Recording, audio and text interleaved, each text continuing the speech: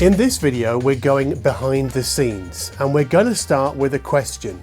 And that question is, how many hours do you think it takes Olaf and me to make one of our review videos? Because I'm going to step you through that process and we'll see how close you get. Now, the review process starts with a product's arrival, and unboxing it usually takes about an hour, and that includes a visual inspection and proof of life just to test everything's working as it should be.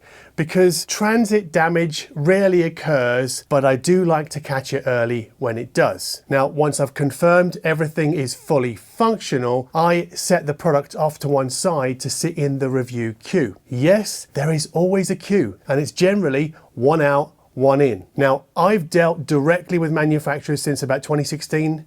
Why is that? Well, mainly it's because they tend to be more generous with the amount of time that I can keep a product here for review. And think about it, right? Side-by-side comparisons are only possible if I get to keep some gear around after the review is done. Now, sometimes I buy that gear, other times the loan period is extended by the manufacturer. Now, once it's time to review a product, I set it up in a system.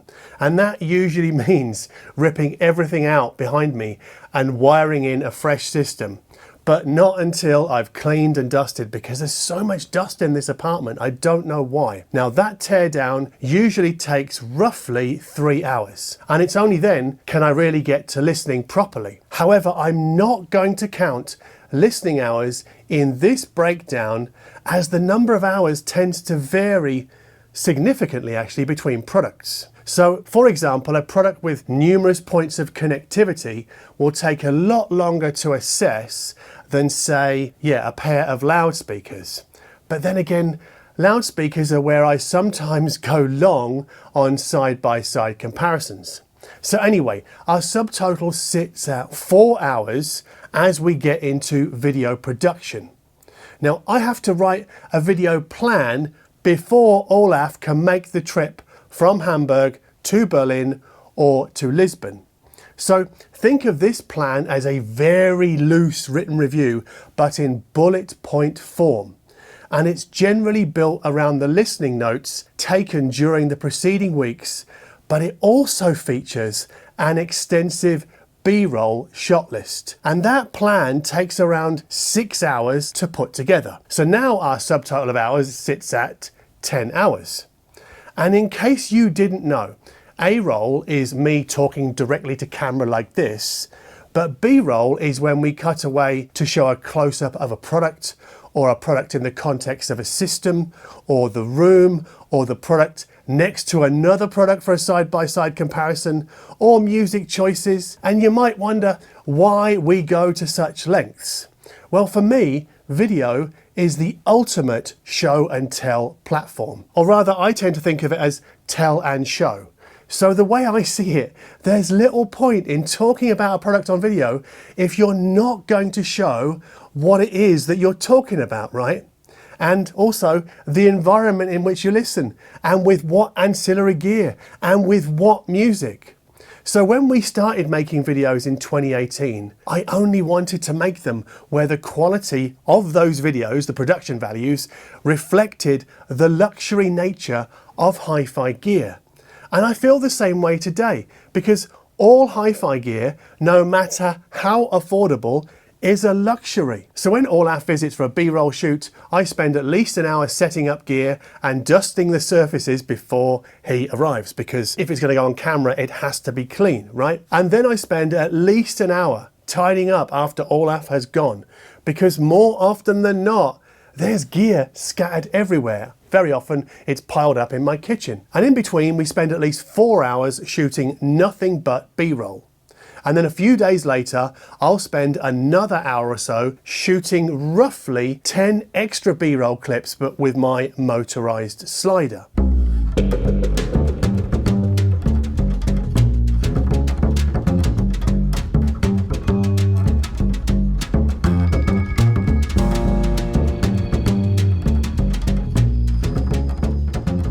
So now our hourly subtotal sits at, I think, 17 hours. Now the result of all that B-roll work is a folder containing between 100, 150 video clips. But I cannot start the editing process until the A-roll, me talking to camera, is in the can. And I can only shoot that once the lighting in the room is consistent.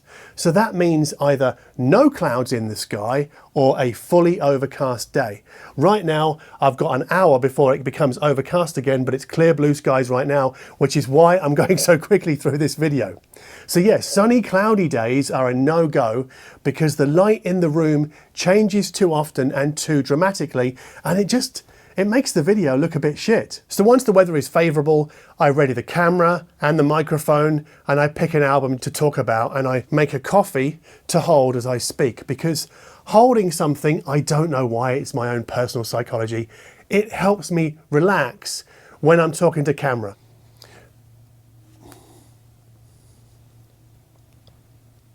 And that's because talking to camera in an empty room still feels really weird, even after 6 years of doing it. Although I've only been talking to camera on my own for the last 2 or 3 years, but it feels odd. And reminding me what to talk about and when are the video plans bullet points, which I keep on a phone in front of me here, on the arm of the chair or on the sofa cushion. So the A-roll shooting process, like this, usually takes around 2 hours.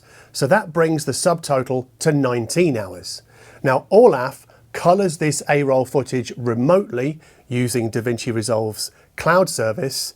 And after that, I sit down, I pull the footage into Final Cut Pro, and I strip out all the flub lines and all the pauses and tidy it up. And that usually takes me around 2 hours. So that brings our subtotal to 21 hours. Now, before I can add the B-roll on top of the A-roll, I go through that B-roll to remind myself what clips I have, and then I sort those clips into folders, and that usually takes about an hour, and that's time well spent because I don't have to hunt and peck to find the clip I need. And I then spend another hour sourcing music to use in the interludes.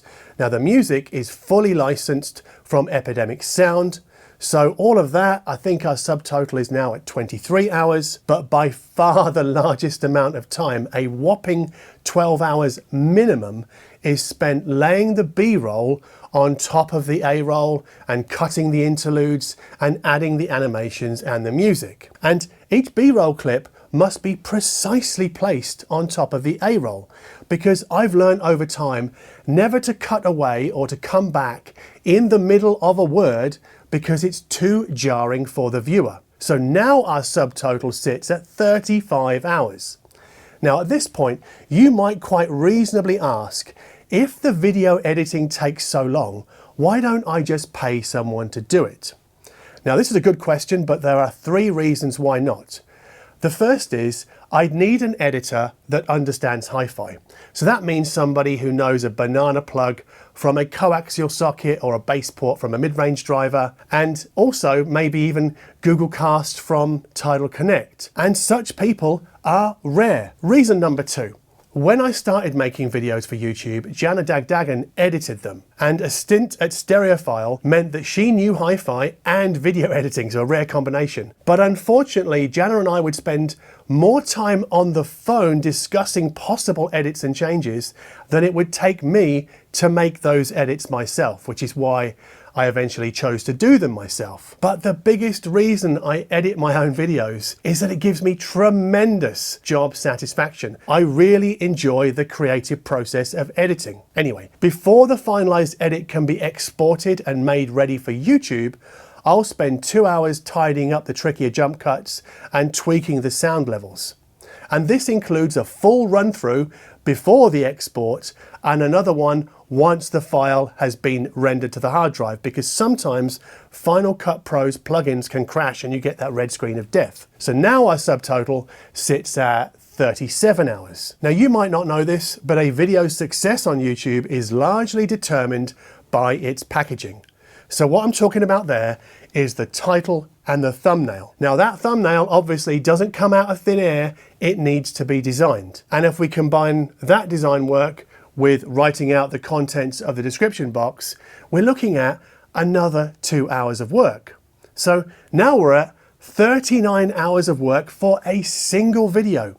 And that's before we factor in listening time and any side-by-side comparisons. And those I normally do on evenings and weekends. And around all of this, I've got to run a website, a podcast, and a Patreon. So for context here, an equivalent written review published with, say, manufacturer supplied photos, so I don't have to take my own, that would take me about 10 hours to write and finalize, or maybe 6 hours if I didn't have to report on any side-by-side comparisons. Now, I'm not explaining any of this to complain or to grumble, not at all. It's quite the opposite, in fact. I'm very grateful to have this job. And I'm also thankful to every viewer, every one of you who enjoys our videos. No, I'm laying this out because I get offered a lot of product and I have to turn down most of it. And there are some manufacturers who really do appear bemused that I would politely decline an invitation to review their shiny new toy. Because it's not interest from me that's in short supply, it's time. Anyway, I hope you found this video informative or entertaining or both. If so, like and subscribe below and maybe join us on Patreon for a month or so just to buy me or Olaf a cup of coffee. And as always, thank you ever so much for watching.